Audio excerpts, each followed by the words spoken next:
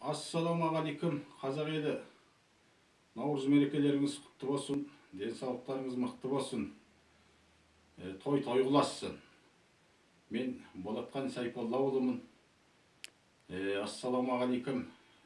Қазақстан тұңғыш президенті елбасымыз Нұрсұлтан Әбішұлы Назарбаевқа, Қазақстан сыртқы істер министріне, Қазақстан ішкі істер министріне, халықаралық адамдар құқығын қорғау ұйымына айтайын деп отырғаным, жуырдан бері әлеуметтік желіде Атажұрт еріктілерінің басшысы Серікжан Біләшұлы деген азаматымызды тұтқындады деп естіп жатырмыз.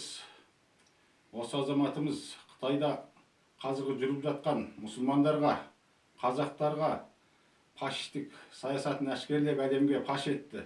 Ол жақтағы туыс туғанымыздардың 2-3 жыл болды, алдына 4 жыл болды, міне хабарсыз кетті.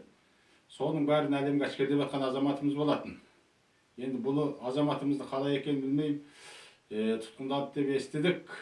Бұл азаматымызда еш кінә жоқ. Біткен видеосын интернеттен көріп отырамыз. Сөйлеген сөздерінде де кінә жоқ. Сол үшін осы азаматымызды, осы келіп жеткен 2019 қазақтың мерекесі, төл мерекесі, Наурыз мерекесінде бірге тойлауға нәсіп етсін. Сіздерден сұраймын.